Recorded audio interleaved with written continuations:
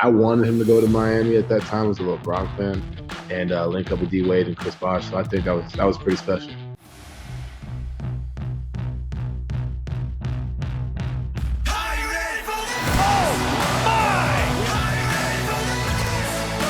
really special for a long time. Oh, thrown down by Mitchell.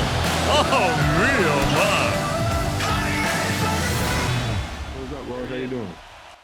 Donovan, how are you? I'm good. All right, I'm good. I'm good. Thank you for having me. It's great to have you in here. We've got a lot of questions here from the kids at the Boys and Girls Clubs in Connecticut. But let's start with this, Donovan. Tell us about growing up in the Boys and Girls Club, and maybe like that one famous moment you had as a kid at the Greenwich Boys and Girls Club. What happened on, I think it was a night in 2010. Yeah, man, 2010. It makes it seem like so long ago. Yeah, so I went to school at Greenwich Country Day. So naturally, I was around the Greenwich Boys and Girls Club. But that night, I was actually outside while it happened. It was really a pretty memorable moment that will forever go down in sports history. And I can say I was there, and I think that's one of the pretty cool things that I remember, just being able to be there that night. I wanted him to go to Miami at that time. I was a LeBron fan, and link up with D Wade and Chris Bosh. So I think that was pretty special. No, it was. Hey, that was a night, Donovan, that changed the NBA, right? It changed free agency. It changed a lot about the league. You were there for it. Donovan, how about just right now, knowing like how important to you the Boys and Girls Clubs were for you as a kid, what an outlet it was, kind of like maybe a message you have for kids right now who are struggling with not having that in their daily lives and not having teams, not being able to go to school every day. What's some of your thoughts on how you want to approach that? Yeah, I think, for myself, how I handle it now, I think the message to kids should be, find ways to be productive. Take this time for yourself, and whether you're young or old, there's no age limit on a book reading. If you're in the sports and in the basketball, baseball, football, watch your favorite player over and over again. If you happen to have film of yourself, that's what I've been doing nonstop, is watching all of our games, being able to find ways to build yourself. There's a lot of unknown with this virus. I think it's a lot of uncertainty of what may or may not happen. But for me, I think the biggest thing is just finding ways to improve yourself in many different ways, whether, like I said, reading a book, taking a journal. All this allows everybody to sit back and just decompress and like really put life on pause. And I think, it's tough not being able to go to school, not being able to be around your friends. Believe me, I know. But, I think I've used this time for myself to be able to just better myself. Donovan, you've experienced it firsthand. You tested positive for the coronavirus. You had to quarantine for a couple weeks. The importance of social distancing, of flattening this curve, kind of the responsibility we all have right now. How would you describe that to our kids here today? We're not the ones who are most at risk, the ones who don't have health problems, the ones who, are in good shape. You may feel like you're fine. Like I didn't have any symptoms, and I had the virus, so I think that's the scariest part is you may want to go say hi to your friends or go hoop or go throw football around or whatever it may be.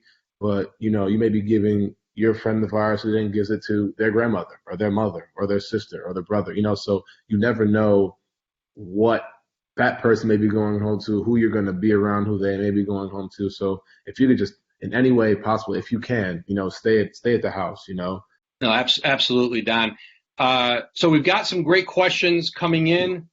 Donovan Mitchell, right? We've got 2020 All-Star, first time in his career this year with the Jazz. He won the slam dunk title in 2018. I remember that night well in LA. That was pretty memorable night. The 13th pick in the 2017 NBA draft. But let's start. Listen, our first question is from Logan, and we'll start with who's at the Greenwich Boys and Girls Club, which where Donovan's an alum. Logan's question is: if someone is not good at basketball, what can they learn to help them be good at another sport, like maybe baseball? I think the first thing I would say is, it depends on how old you may or may not be. But for me, like play as many sports as you want, but if baseball is your passion, you got to get in the cage. You got to hit. You got to be able to work on your intangibles in the field. If you're a pitcher, you got to make sure you're working on your pitches.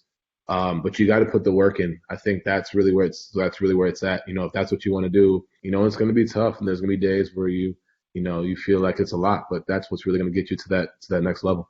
We have Casey. He's an 8th grader, New Britain Boys and Girls Club.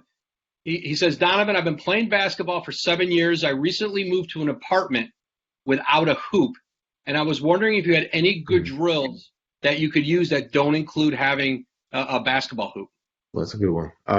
That's tough. If you have a basketball, I think, obviously let the neighbors know that you're going to be doing this, but dribbling drills, there are plenty of dribbling drills online.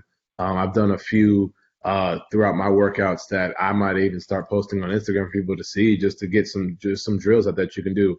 Getting your core working, doing your push-ups, sit-ups, the stuff that quite frankly may seem boring after a while, but that's, the guys like myself, everybody in the league, there are some guys in the league who are stuck in New York with apartments and condos. I think that's really where you can better yourself. From the Fairfield Boys and Girls Club, Steele asks, when you had the coronavirus, were you able to donate your plasma to someone in need? When I had it, actually, that was not an option that was brought to me. So I was not able. And what was it, about a month ago? About a month ago. So that option wasn't on the table. It has been brought now. I think Doris Burke has done it. Marcus Smart has done it. I think a lot of guys are starting to do it. And I haven't done it yet, but I'm looking into doing it as well. But I think it's great for everyone that has, and I encourage everyone that has had it or has survived it or overcome it. It's any way possible to help flatten the curve. I think will be really important. Donovan, I've got another Donovan. I've got a Donovan C with the Bristol Boys and Girls Club. He asks, how did you handle the pressure playing at a high level in high school and in college? Oh, it was tough. I can't lie to you. It was tough. The biggest thing is, don't let it consume you. Coaches are not going to worry about you going 0 for 20. They're going to worry about how you react to being 0 for 20. How do you respond? Those are the things that get you college scholarships. Obviously, your abilities and your talent, but, I've seen a lot of guys, and I grew up with a lot of guys, and Woj has seen a lot of guys as well that, when they, you get everything in high school and you become the best player in high school, and then you start to ignore everything around you and ignore everybody, and you're just too good, for everybody. So if you can be able to be humble and understand that, not every game is going to be perfect. At the end of the day, it's how you handle it. It's how you handle yourself around others and how you handle yourself around your teammates. Donovan, this is Tanner from the Ridgewood Boys and Girls Club. He asks what your pregame ritual routine is. Ooh, it's pretty long. I'm not gonna lie to you.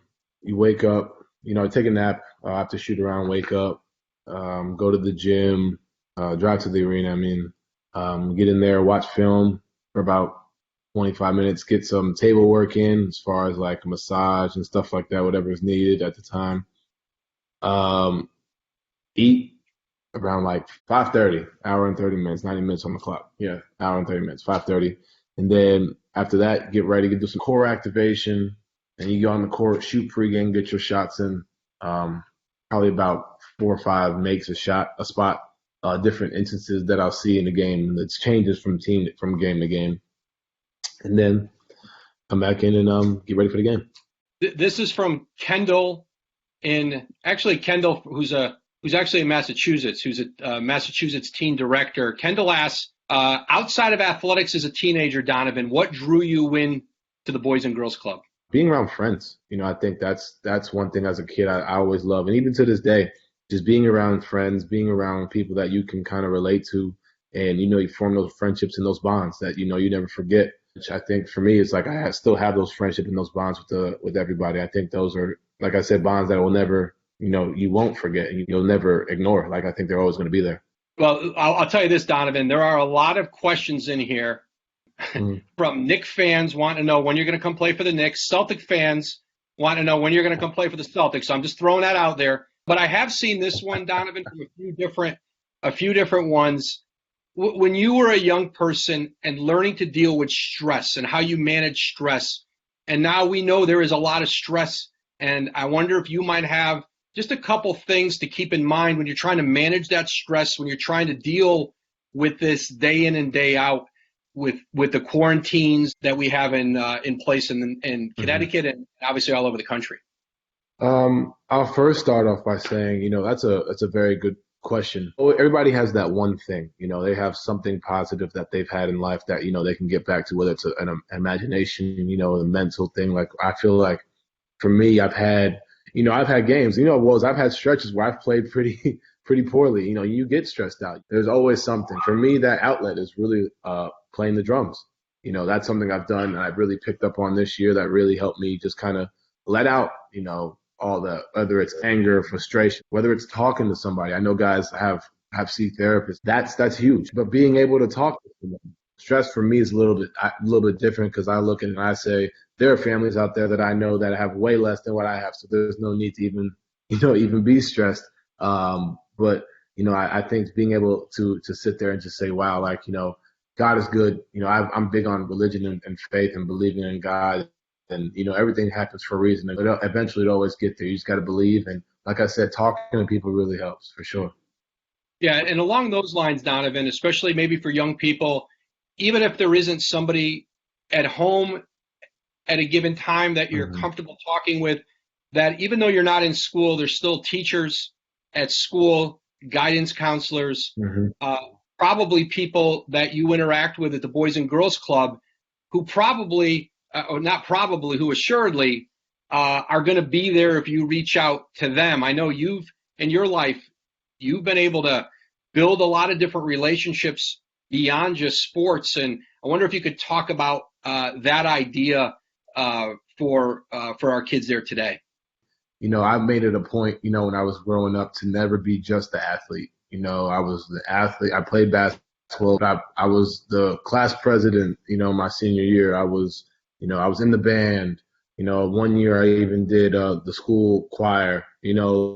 But surround yourself by so many different people. I think that allows you, one, to form those relationships where you can find someone that you like, allows you to meet people, allows you to also become a little bit smarter because, you may think as young kids, we think we know everything, but there's someone out there who may know a little bit more or something that we need to hear, something that sometimes that frankly we don't want to hear, but it's the truth. And I think that's the benefit of having those relationships for sure. Well, we got a lot of great questions in here. I wish we could get to them all. And from all like the clubs, Ridgefield, New Haven, all over the state. How about Hannah from the Southport Boys and Girls Club? What are some things people don't know about what it's like to be an NBA player, Donovan? I'll give you the best example for kids and everyone. So how you guys like tweet whatever you want and Instagram whatever you want or however you feel that day. We can't do that. We're always on. You have to always act as if there's a camera, the conversation is being recorded.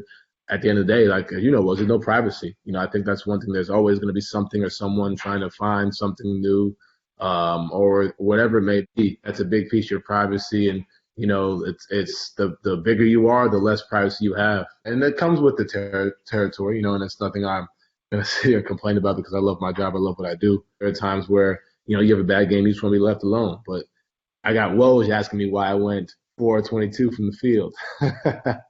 But like it's part of your job, and that sometimes that's just what you have to do. I'm not going to act here and say like it's bad. I love it, and I love what I do. This is an interesting one, Donovan. This is from Dexter at the Wakeman Boys and Girls Club. If you could pick another jersey number besides 45, what number would you wear? That's a good question. Probably 15. I used to have, outside of the Michael Jordan numbers, 15 was Melo's number. 15 was Vince Carter. 15 is also multiple of 45. Those were my two numbers, 15, because, sometimes they don't go up to 45. And if not 15, then number 5, which I wore for Team USA. How did you balance academics and sports when you were a student? Not great at all. I think I really put my focus into all sports. I was like, you know what? School's not going to get me where I want to go. And it really was tough for me, and people don't notice, it was tough for me to qualify to play college basketball. I had to really work hard my junior and senior year because I dug myself a deep hole. Unfortunately, when I went to Brewster Academy, I was able to really pick up my grades, get the extra help I needed, and I ended up being fine and perfectly eligible. But I think one of the regrets I have was not listening to those around me. Whether it was the teachers or my mom saying like, "Look, school's important." I thought I was going to take that. Obviously, I made it to the NBA, but it was a tough road, and I put that on myself. But if I had one message for you guys, to take the grades seriously, because at the end of the day, I could get hurt, next year, God forbid. But like that'd be the end of my career, and then what do I have? At the end of the day, education, knowledge is power, and no one can take the education and the knowledge out of your head. You mentioned, Donovan, falling behind, and you had to sort of make up ground later on. What's the advantage to sort of just staying on top of things every single day so you're ahead, that you are not scrambling, not just probably in academics, but any part of your life? That's I think as we get older, we realize that's an important part of having success in whatever we want to do. Yeah, I think the biggest thing, for me with schoolwork, like it just adds unwanted pressure and unwanted stress, which I remember we asked two questions about both. It just adds to that, and then for me, it was how are you going to tell your college coach you're committed to being the best athlete, you're going to work the hardest when you don't do it in the classroom. I think that was one of the toughest things when those coaches would ask, whether it's not just sports, when it's just life, staying on top of your work, staying on top of it. So if you get behind, like I said, it just adds unwanted things that you just don't need. Donovan, John Carlos from the Wallingford Boys and Girls Club, he asks, how did you deal with peer pressure from your peers, your friends, and stay focused on your dream of becoming a professional basketball player? For me, like I said, I'm a social person. I love being around people. But at the end of the day, I would go to school. Once Friday hit, I was in New York City working out with my team. There was nothing really that ever stopped me from doing it. And it takes a high level of focus. And there are days where, believe me, you do not want to take that hour and 30-minute drive down to the city to work out, to run laps in a hot gym for 3 hours. But, at the end of the day, is it worth it? That's the biggest thing. Which one do you want to do right now? Because at the end of the day, those same parties and all that, they'll be there. Basketball, it comes and goes, and your time may pass you by. There are times where, I may have found like, maybe I skip a practice. You don't know who walks in that gym. I skipped one practice and Joakim Noah came and worked out with the team. I just missed it. I think so, like those things, you never know what may happen. I think that's really what kept me going, is because I wanted to become the best. And quite frankly, I lived in Greenwich, Connecticut. I lived in New York, but I went to school in Greenwich, Connecticut. And my friends, had these humongous houses, and I was like, man, like I really want that. That I always come home, and obviously we didn't have as much as my friends did, but I was like, I really want that. And basketball was my ticket to do that. And I was able to do that, not for myself, but also for my family, and also play the sport that I love. That's great. Donovan, I know this is a question that's close to your heart, because I know you have talked with kids, you've dealt with this in Utah this past season, and I know you feel strongly about this. Joe from the Bristol Boys and Girls Club asks, what would you tell youth who are bullied? How would you deal with a bully? The first thing I would say, people who bully are insecure with themselves, or there's something going on around them. So a lot of times people feel, oh, they're bullying me. And the first thing I tell a kid is, it's the complete opposite.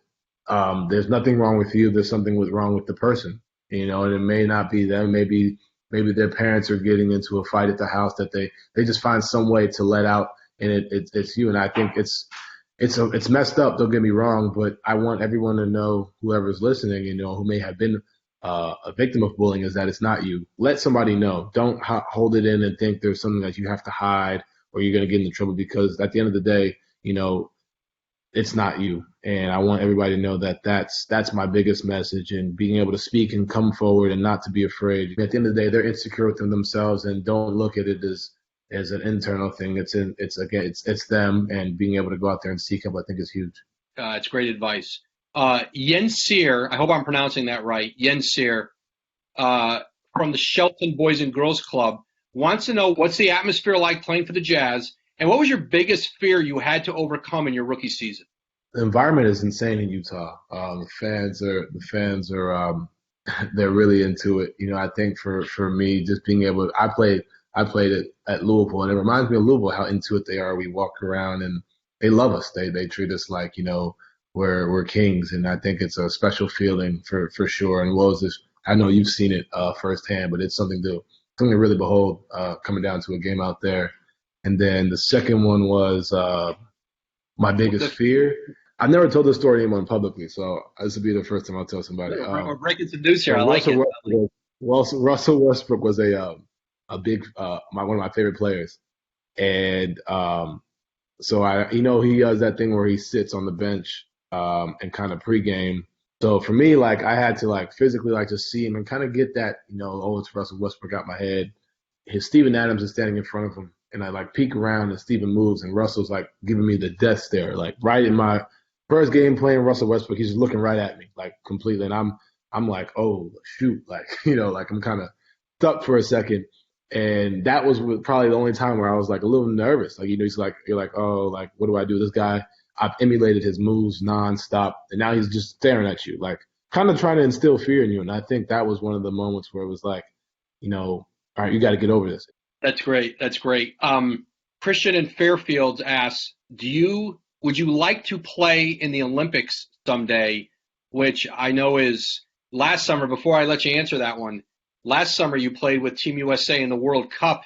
You went all over the world with that team, played for the U.S. team, and now obviously the Olympics are postponed in 2020 to 2021. But your aspirations to be an Olympian? I would love to. Growing up, we always used to watch Kobe Bryant, D Wade, CP, Jason Kidd, Dwight Howard, Chris Bosh. Those guys play, and you always wanted to be like them. I would love to represent my country like they have, and done a great job of, and continue the legacy of Team USA basketball. This is from Drew in the Reading Easton Boys and Girls Club. Donovan, he wants to know, how are you keeping in game shape while all this is going on?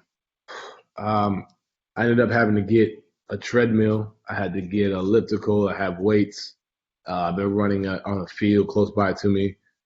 Just trying to stay in shape in that way. It's tough without being able to actually shoot a basketball. I've been shooting in my backyard, but I think those are ways. Just staying in shape, eating right. Can't say I did a good job of that in isolation. I didn't do too well of a job, but now that I'm out of that and I'm good, I've been back on my diet and just kind of stay focused and stay locked in. All right, a couple more here. We appreciate having Donovan in for as long as he had. I've seen this one from a few different ball players in here. Jake wants to know, what are some things you can do maybe outside, even maybe without being in a gym or a court? What are some things when you get out of the house you can do? Actually, one of the guys I work out with, Chris Brickley, he posted one of myself on his Instagram. I'll reshare it tonight for everybody to go see. He's been doing a bunch of challenges with it. I think that's one of the drills I really do a lot. It's really quick speed, quick handling, in 30, I think it was 32 seconds. Trying to get the fastest time you can. 2 basketballs, ball handling. A lot of times working on your combos between cross, just finding ways to simulate game reps. All right. I think this is going to be our last one. Donovan, this is from Jacob in the Bristol Boys and Girls Club. He wants to know, do you have a favorite game, NBA game that you played in? And if so, why was that your favorite? Game 6, OKC, easily. That was for me and our team. That was our first playoff series win. My first playoff series win with the Jazz. For those people who don't know the backstory, we've been playing back and forth, and we're supposed to win in OKC, but Russell Westbrook kind of had one of his special games, him and Paul George, and then we came back home and we handled business. But for me, as a rookie playing against Paul and Carmelo, I used to watch Carmelo in the Garden as a kid. Paul really told me to basically come to the NBA, him and CP, and then a guy who I used to emulate in Russell Westbrook on the same team. And for us to beat them, that was one of the biggest moments of my career in my life. I never forget that. The nerves on that game, I think, were at an all-time high. That's great. That's great. Donovan, this has been a lot of fun. I know we all appreciate you having you come in here, and I think for the kids here, you could rewatch this on YouTube. At some point, we're going to have this session up on YouTube, so if your friends want to see it, you'll be able to share it with others. But Donovan, glad you're feeling well. Good to see you, and hopefully I will see you somewhere soon here at an NBA game. Hopefully the season gets back on track. Yes, sir. Thank you so much for having me. I appreciate it. And like I said, guys, thank you guys for allowing me to be here. I really appreciate it. And stay safe, continue to practice social distancing, and we'll get through this. But thank you. Thanks, Donovan.